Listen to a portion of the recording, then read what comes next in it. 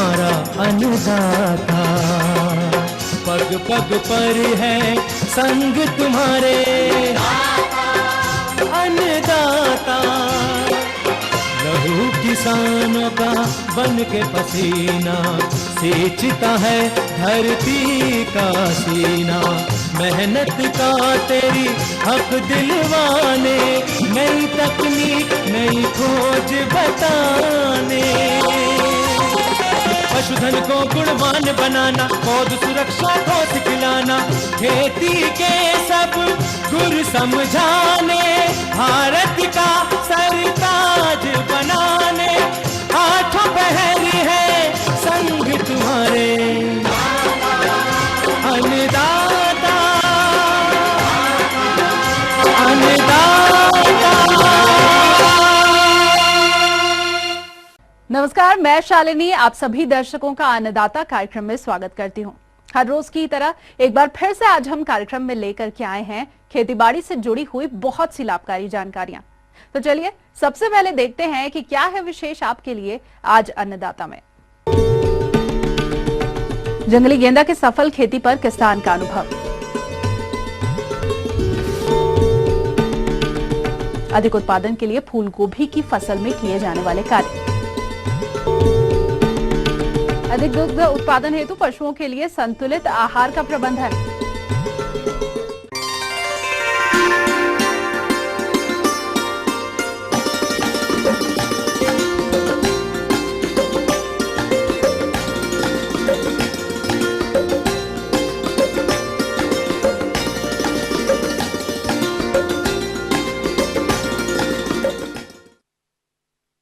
आज के इस बदलते समय में हमारे किसान भाइयों ने परंपरागत खेती को छोड़कर औषधीय एवं सगंधीय पौधों की खेती की तरफ अपना रुझान किया है और हिमाचल प्रदेश के एक ऐसे ही किसान लोभीराम जंगली गेंदा की खेती से अच्छा लाभ प्राप्त कर रहे हैं। तो आइए मिलते हैं उनसे और जानते हैं जंगली गेंदा की खेती करते समय वो कौन कौन से प्रबंधन कार्यों को अपनाते हैं।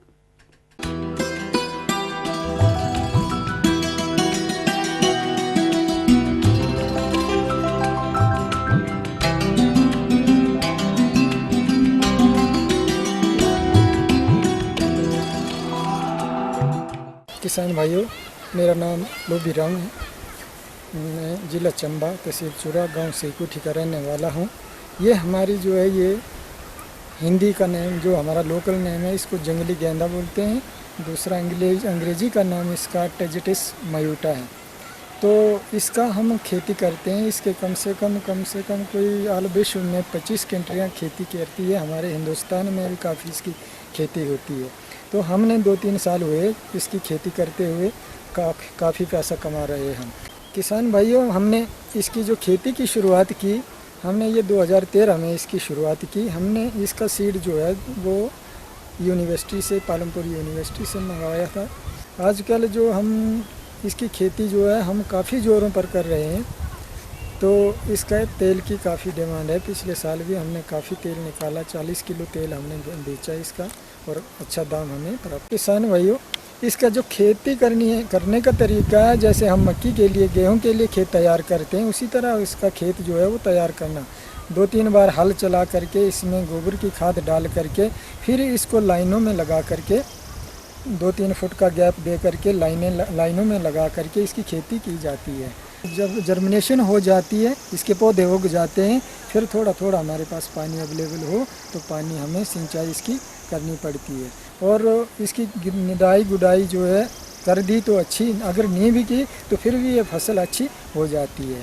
और ये अब अक्टूबर महीने में, नवंबर महीने में इसकी हम प्रोसेसिंग कर लेते हैं। इसका तेल अब निकालने के योग्य हो गया ये फसल। किसान भाइयों, जब ये हमारा पौधा अब तैयार हो जाता है तो इतनी एक टहनी हम इसका काट लेते हैं। तो सारे पौधों की इतनी टहनी काट करके हम इसका ऑयल निकाल लेते हैं और ऑयल हम फिर मार्केट में बेच देते हैं और हमें अच्छे इसके दाम मिल जाते हैं।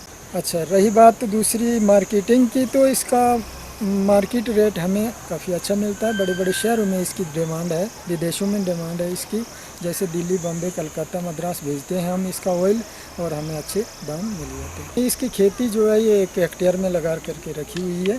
तो इसका हमारे पास कच्चा माल कम से कम कोई 100 क्विंटल निकल आ जाएगा। इसका ऑयल जो है हमारे पास 40 प्लस 50 केजी निकल आएगा, जिसका हमें दाम 1 किलो का 10-12 हज़ार रुपये मिल जाएगा।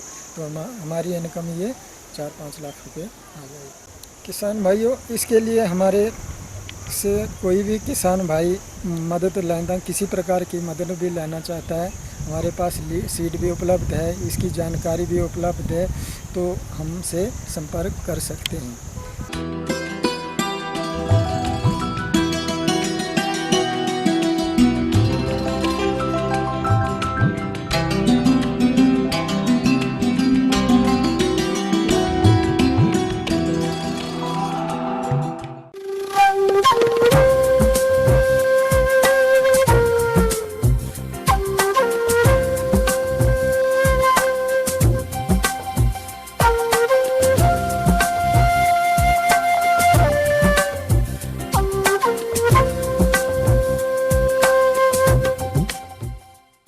मौसम के अनुसार प्रबंधनों पर ही टिकी है आपकी खेती बाड़ी, और इसीलिए मौसम पूर्वानुमान और उस पर आधारित साप्ताहिक कृषि सलाह इस प्रकार है।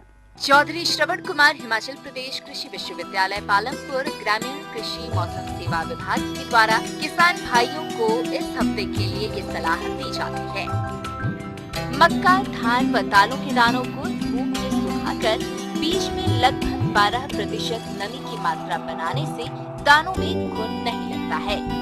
गेहूं व चने की बिजाई करने की सलाह दी जाती है। सरसों, राया, गोभी, सरसों व अलसी की बिजाई की जा सकती है।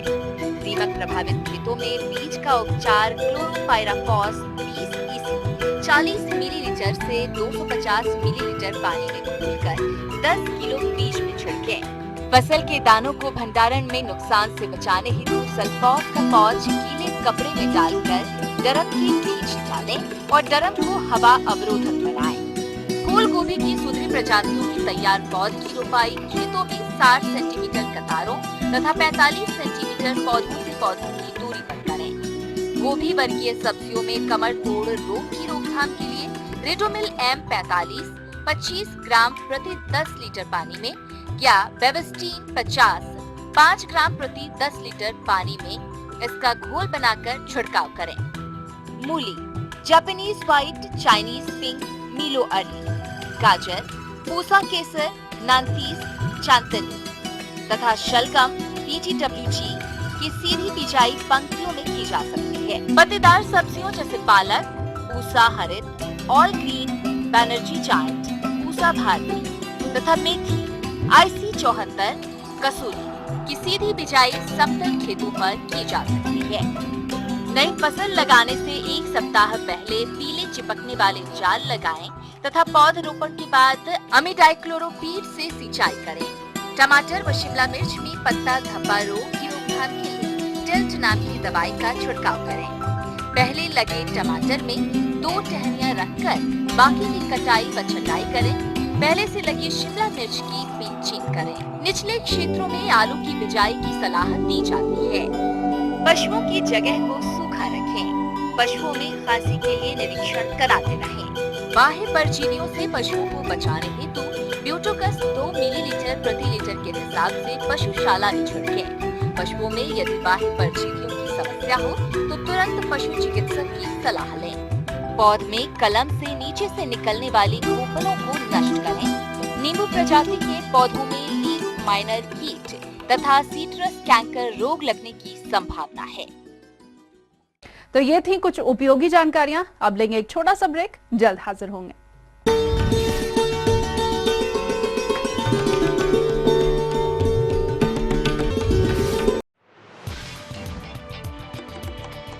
कहते हैं दिल का रास्ता पेट से जुड़ा होता है। जब बात हो दिल जीतने की तो लजीज पकवान बड़ा कारगर सिद्ध होता है। घर पे मेहमान आए हों या कोई खास मौका, ऐसे में लाजमी है बात होती है पकवान की, स्वाद की और परोसने की। तब एक ही नाम जहन में आता है, रसोई से। देखिए रसोई से।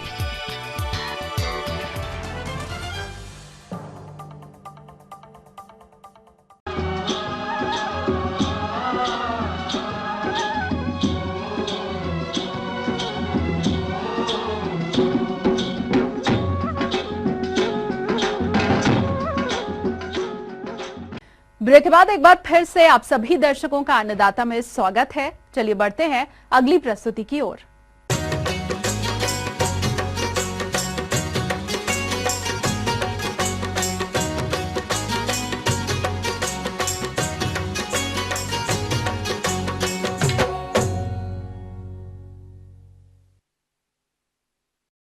प्रदेश में हमारे जिन किसानों ने फूल गोभी की फसल लगा रखी है, तो उन्हें फसल से अधिक पैदावार के लिए कौन कौन से कार्यों को करना जरूरी है, इस बारे में अपने अनुभवों को बता रहे हैं हिमाचल प्रदेश के एक प्रगतिशील किसान कमल कुमार।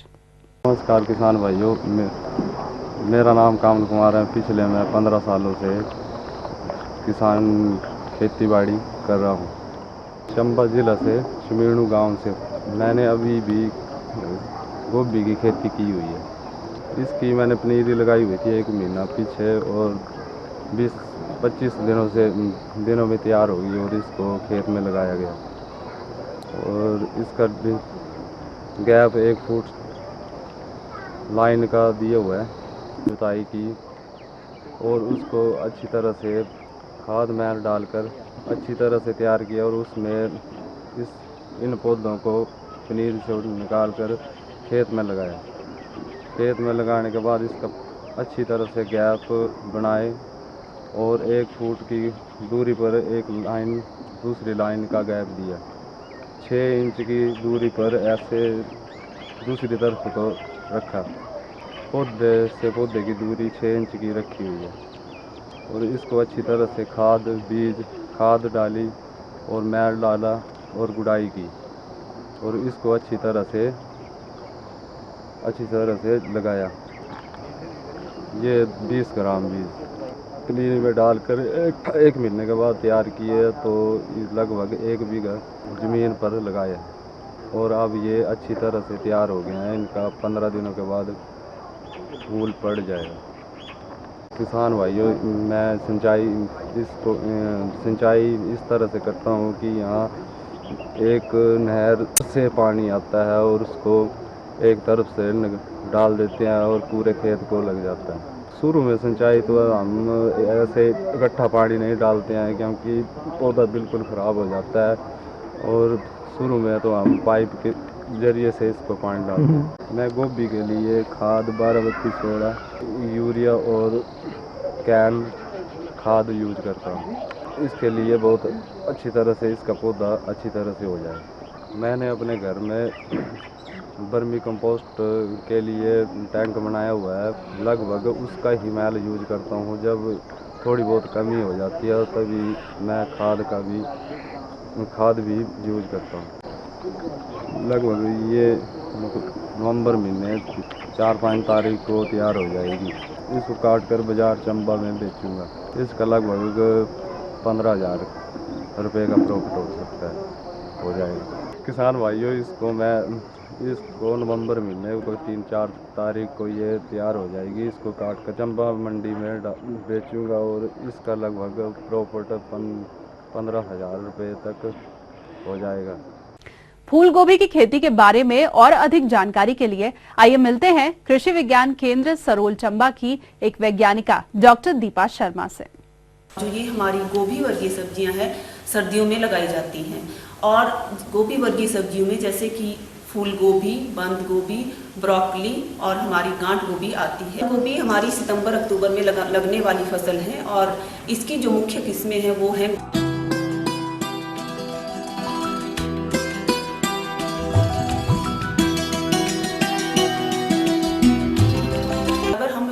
मात्रा की बात करें तो बीज की मात्रा हमारे पास इसमें आती है 500 से लेकर 700 ग्राम प्रति हेक्टेयर और 40 से 55 ग्राम प्रति बीघा के हिसाब से हम इसको लगा सकते हैं। पौध तैयार करने के लिए स्थान चयन कर रहे हैं, वहाँ पे धूप होना आवश्यक है।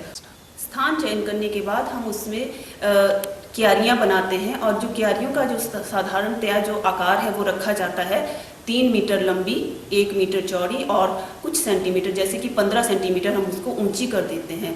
उसके बाद हम उसमें उस मिट्टी को उसकी निराई गुड़ाई करते हैं और उसमें फिर हम खाद डालते हैं, जैसे कि 20 से 25 किलोग्राम गली सड़ी गोबर की खाद। उसके अलावा जो इफ्को खाद है 100 ग्राम, जो कि हमारा 12-32-16 का मिश्रण होता है, उसको डालते हैं।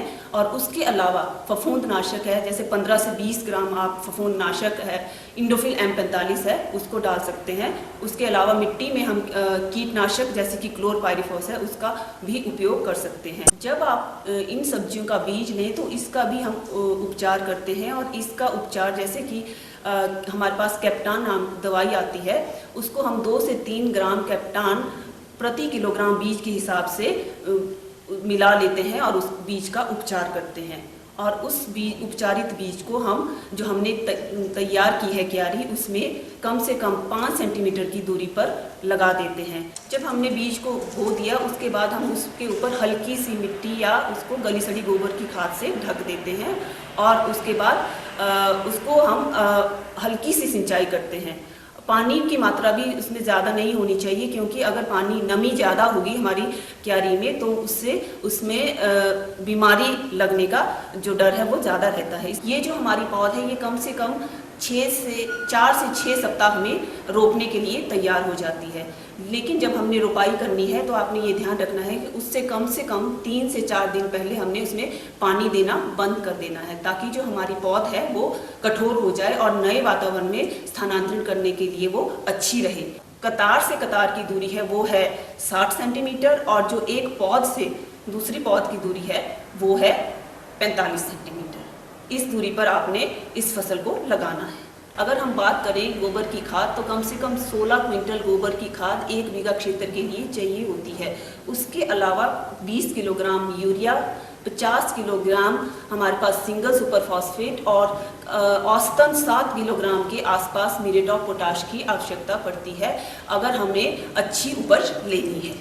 जो हमारी मिट्टी है उसमें नमी ज़्यादा है तो आपको कम सिंचाई करने की आवश्यकता पड़ेगी, और अगर आपको ज़रूरत के हिसाब से ही आपने उसमें सिंचाई करनी है। अब अगर हम निराई गुड़ाई की बात करें तो आप कम से कम इसमें 3 या 4 गुड़ाई अवश्य करें। पौध रोपण से 80 से 90 दिनों में हमारी जो गोभी की फसल है वो मंडी के लिए तैयार हो जाती है।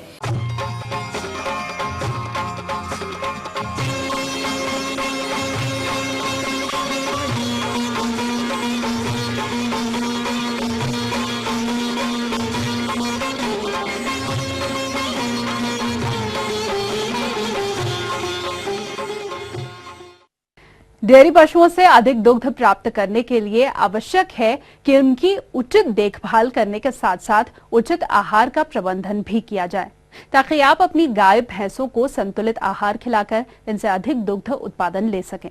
इस बारे में विस्तार से जानकारी दे रहे हैं एक विषय विशेषज्ञ डॉक्टर सुभाष कच्छावा। आज आपको पशुओं में संतुलित पोषण आहार के बारे में कुछ जानकारी देना चाहता हूँ। किसान भाई देसी गाय की बजाय अमेरिकन गायें रखने लग गए, और अमेरिकन गायें और अच्छी मुर्रा नस्ल की भैंसें भी आजकल पशुपालक भाई किसान भाई लाने लग गए।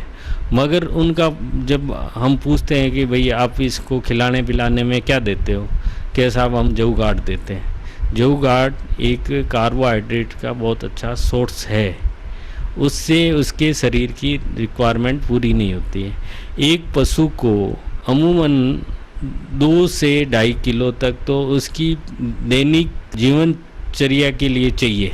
उसके अलावा उसके उत्पादन के लिए, उसके रिप्रोडक्शन के लिए और बच्चे की ग्रोथ के लिए, इन चीज़ों के लिए अलग से मोटा ये हिसाब किसान भाई ध्यान रखें कि यदि कोई पशु 5 किलो दूध दे रही है गाय तो 2 किलो, और 5 किलो भैंस दूध दे रही है तो 2.5 किलो उसको बांटा देना चाहिए। अब आप अच्छे से अच्छा कार्बोहाइड्रेट के सोर्स के रूप में जऊ गाट लेते हैं, इसमें बाजरा भी ले सकते हैं, मक्की भी ले सकते हैं। प्रोटीन और फैट के लिए कोरमा है, चूरी है, ग्वार चूरी है, इसको काम में ले सकते हैं। फैट के लिए उसमें खल वगैरह जो अपने कपास की खल, सरसों की खल, तिल्ली की खल, इनको खिलानी चाहिए। ये तो हो गई बांटे की। इसके अलावा आपको हरा चारा और सूखा चारा, हरे चारे में आपको 5 से 10 किलो रोज का अच्छे पशु को हरा चारा देना चाहिए, और जो सूखे चारे में जो आपके पास अवेलेबल है, यदि आपके पास कुत्तर अवेलेबल है तो कुत्तर खिलाइए,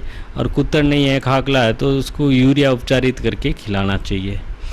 इसके अलावा किसान भाई इस बात का ध्यान रखें कि आहार देते टाइम चारा देने से पहले माटा देना चाहिए, ताकि उसका पाचन बराबर मात्रा में होए। दूसरी बात, आजकल ये देखा जाता है कि जैसे ही पशु दूध देना बंद कर देता है, किसान भाई उसको पशु आहार देना छोड़ देता है, कि अब तो दूध ही नहीं दे रहा, अब किस बात का आहार दिया जाए। यदि आपका पशु अच्छा उत्पादन लेना ब्याने के बाद में, तो ये देना चाहिए। वो रिजर्व भोजन है, जैसे फैट, जिसको अपन फैट बोलते हैं, बॉडी पे जितना भी फैट वो डिजोल्व होके उसकी रिक्वायरमेंट बच्चे की पूरी करता है। और जैसे ही पशु ब्याता है तो उसे ब्याने के बाद एक तो उत्पादन का पशु के ऊपर लोड पड़ गया, ब्याते ही दूध, किसान भाई तो दूध चाहता है, अब दूध चाहता है तो अब उधर पशु का रिजर्व फैट वो डिजोल्व हो गया, तो अब आप इनपुट कम डाल रहे हो, आउटपुट ज़्यादा लेना चाहते हो, तो ये बैठता नहीं, तो पशु उसमें नेगेटिव एनर्जी बैलेंस में चला जाता है। उसके बाद उत्पादन से संबंधित सारी बीमारियां इस पीरियड में आ जाती है। ब्याने के 15-20 दिन के अंदर अंदर ब्याते ही आपको सबसे पहले देखने को मिलेगा कि जड़ नहीं पड़ी साहब। दूसरा आ जाता है कि साहब ये पिछले ब्याह तो दूध देता था 10 लीटर, अभी तो 5-6 किलो से ऊपर ही नहीं चढ़ रहा है। और कभी कभी जो क्रॉस ब्रेड एनिमल वो उठ नहीं पाते हैं, बैठ जाते हैं, और उससे मैस्टाइटिस, जहर भाव की संभावना भी बहुत ज़्यादा बढ़ जाती है। इस तरह की समस्याएं हैं। यदि आप संतुलित आहार रेगुलरली आप पशुओं को देते रहो तो इस तरह की समस्याओं पे काफ़ी हद तक निजात मिल सकती। और मैं किसान भाइयों को ये भी कहना चाहता हूँ कि जो हीफर्ड्स हैं और पाड़ियाँ हैं, उनको भी आप रेगुलर मात्रा में संतुलित आहार दो। इससे क्या है कि पशु जल्दी पाला आएगा तो किसान भाई के लिए इनकम का सोर्स जल्दी बनेगा।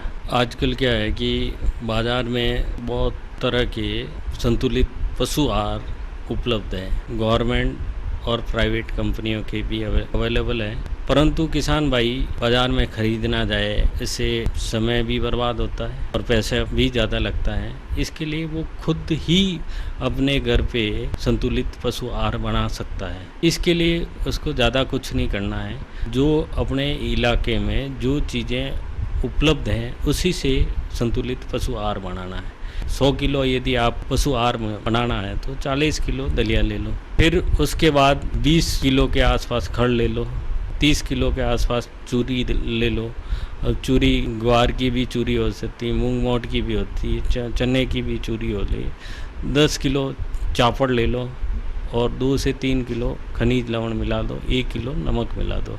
इसको अच्छी तरह से मिक्स करके आप इसको रख दो और जितनी आवश्यकता है उसके अनुसार रोज़ उसको, मान लो शाम को देना है तो सुबह भिगो के दे दें और सुबह देना है तो शाम को भिगो के पशु की उसकी ज़रूरत के अनुसार दे सकते हैं। इससे बढ़िया आपको कहीं पे भी संतुलित पशु आहार मिल नहीं सकता, क्योंकि आपकी सारी चीज़ें आपके खेत पे उपलब्ध हैं। आगे और भी है कुछ रोचक जानकारियां, पर यहाँ पर रुकेंगे एक और कमर्शियल ब्रेक के लिए। जल्द हाजिर होंगे।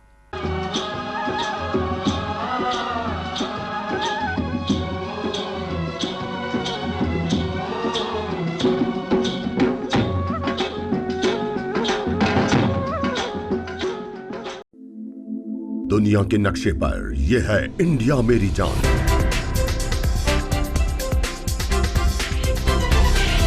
भारत थोड़ा अलग है।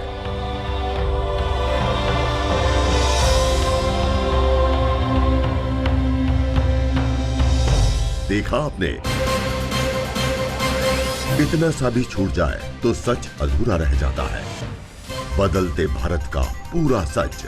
राष्ट्रीय समाचार हर रोज सुबह 8 और दोपहर 2 बजे।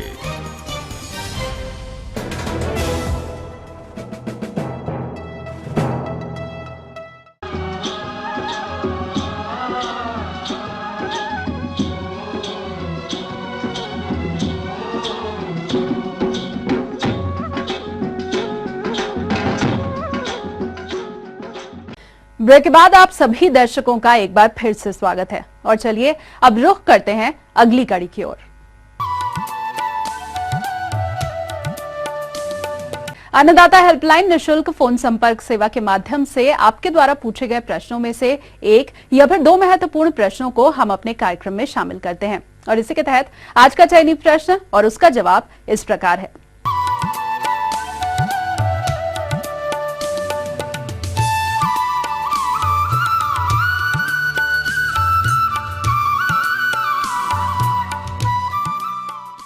इसबगोल एक महत्वपूर्ण नकदी फसल है और इसकी खेती प्रमुखता से की जाती है। इसबगोल खरीफ की कटाई के बाद में भूमि को 2-3 जुताई कर मिट्टी को भुरभुरी बनाए तथा दीमक तथा भूमिगत कीड़ों की रोकथाम के लिए अंतिम जुताई के समय क्विनाल फॉस 1.5% 25 किलो चूर्ण प्रति हेक्टेयर की दर से मिट्टी में मिलाए।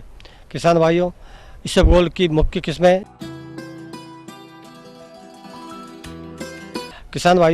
गोबर की खाद उपलब्ध हो तो खेत में 15 से 20 गाड़ी प्रति हेक्टेयर के हिसाब से अंतिम जुताई से महीने पर पहले मिलाएं। इसको 30 किलो नत्रजन तथा 25 किलो फास्फोरस प्रति हेक्टेयर आवश्यकता पड़ती है। नत्रजन की आधी मात्रा तथा पूरा फास्फोरस बीज की बुआई के समय 3 इंच गहरा सीडल से ऊर कर दे तथा शेष बची नत्रजन की मात्रा को फसल में सिंचाई के साथ 30 दिन बाद में दे। किसान भाइयों, बीज की बुआई करते समय तुलासिता रोग की रोकथाम के लिए फसल को मेटालिजक एप्रोन 35 एसडी 5 ग्राम प्रति किलो बीज की दर से उपचारित कर बुआई करें। अच्छी उपज के लिए इसबगोल की बुआई नवंबर के प्रथम पखवाड़े में करना ठीक रहता है। साधारणतः गेहूं व जौ से 10 से 15 दिन पहले इसकी बुआई करना अच्छा रहता है। इसका बीज बहुत छोटा होता है, इसलिए इसे क्यारे में छिड़क कर या रैक चलाकर बुआई की जाती है। बुआई के तुरंत बाद सिंचाई करते हैं। 4 से 5 किलो बीज प्रति हेक्टेयर की आवश्यकता पड़ती है। इसबगोल को लाइन में बुआई करें तो लाइन से लाइन की दूरी 30 सेंटीमीटर पर रखनी चाहिए। लाइन में बुआई करने से निराई गुड़ाई में आसानी रहती है।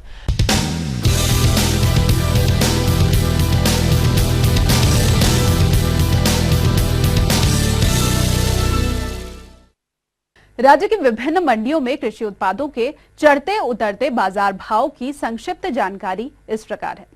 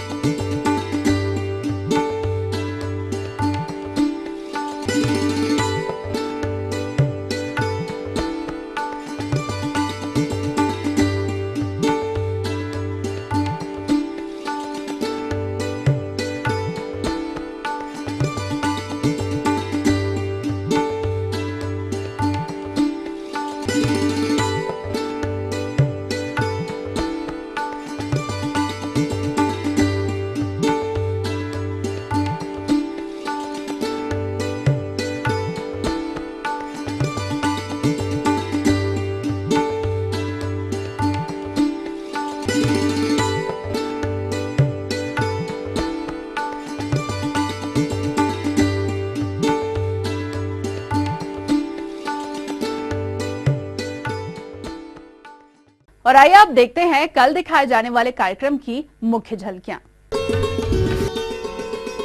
हरे चारे के लिए जई की सफल खेती पर किसान का अनुभव।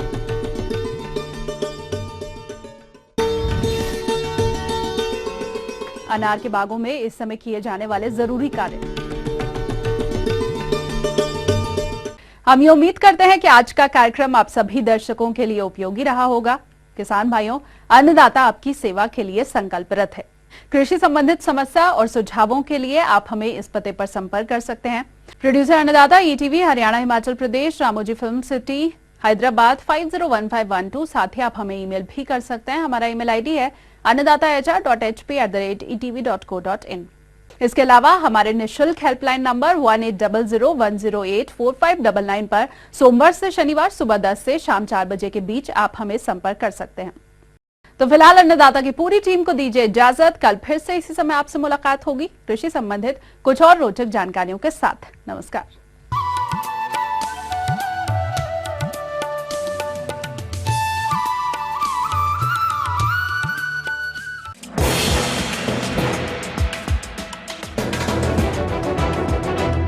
आप देख रहे हैं ईटीवी न्यूज़ हरियाणा, हिमाचल प्रदेश, खबर ही जीवन है।